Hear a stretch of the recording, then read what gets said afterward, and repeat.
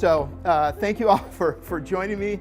This is going to be an awful lot of fun. We're already making some connections. We have a Cincinnati contingent. We have the folks from Massachusetts. We have Singapore, Australia. We've got Sao Paulo. We have Colombia. It's all good. We have learned so much in the last 30 years. We've actually learned more in the last 30 years about humans, how humans actually think and behave, than we had in the previous 300. I don't know if this is news to any of you.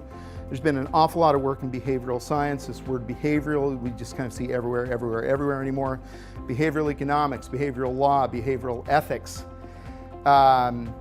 And we started paying attention to this about 12 years ago and just saw that some really obvious parallels between what was going on in behavioral science and the work we do in innovation were just there. And it should be no surprise because this all deals with these pesky humans. When you look at what makes innovation unnecessarily difficult, there really were some of the obvious connections with certain cognitive biases. Cognitive biases are these shortcuts in our cognition. They're super efficient, and they developed under much different conditions.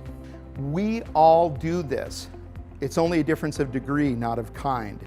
Today, the smart approach is to mitigate these cognitive biases, to be aware that they're there, to be aware that they're non-conscious, to see them when they're coming up in ourselves and in others, and they will continue. You'll see to come up, they'll be on your radar even more and more now as you become aware of them, but then you can make that choice. That's what this is all about. It's about building skill, it's about building, even in some ways, kind of countervailing predispositions to these deeply rooted cognitive biases. This aversion, identifying all novelty as threat, not as opportunity, that's called negativity bias. Bad is actually stronger than good in our cognition. Bad memories, bad people, bad experiences all the way around have more impact on us, have outsized impact on us, more so than their good equivalents. Negativity bias, bad is stronger than good. Negative events, people, experiences, communications will always weigh much more heavily in our cognition than their positive counterparts. Negativity bias. Availability bias, what you see is all there is. We act as if that actually is the case. Most of the time, we just go, well, I see what's going on here, duh, right? And it's often that kind of reflexive. We've seen the pattern. That pattern recognition is actually mostly helpful, mostly adaptive, super efficient. But then we started noticing other things like availability bias, which we'll talk about in a moment, which is the idea, as Kahneman says, we actually do act as if what we see is all there is. And of course, that's not the case.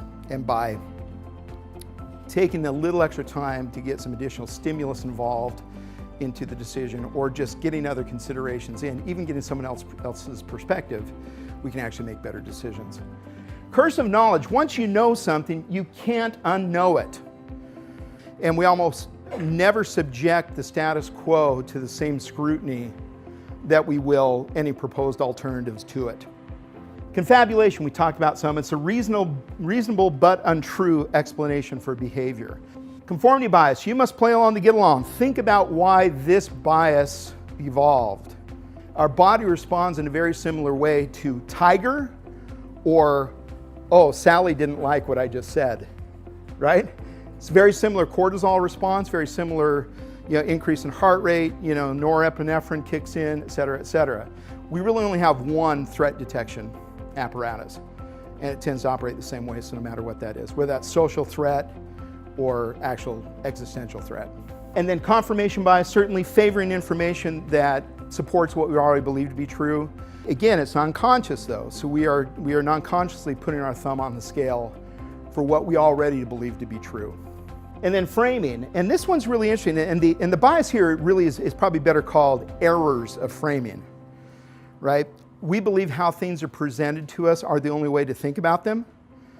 And just even taking a moment to imagine how someone else might see it, or just bring in any other kind of perspective shifting into the occasion can be super helpful. That's why in the creative problem solving model, there's so much attention to, kind of framing the opportunity right, thinking really consciously about your challenge, about your purpose statement, etc. Because the myth of the given is how it's presented is just how you have to go with it. And there can be more empowering ways of teeing up most challenges, right? And there can be more helpful ways of getting more perspectives involved to think about something with a larger frame, with a frame that just takes in more of reality. The better way actually to get to motivation and to answer the why question is not to ask the why question, and to ask questions like, tell me about what was going on right before that. Who were you with? How were you feeling?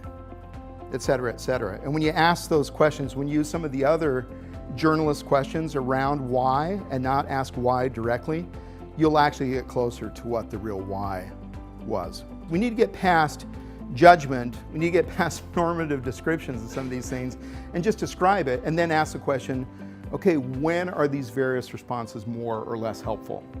And that's what it's all about. It's about being effective. It's not about being right. Like, who cares about being right? Let's be effective. And so being aware of some of this so we can be more discerning, and we can actually proactively say, this is what we need to do now, be that broaden and build or narrow and impel.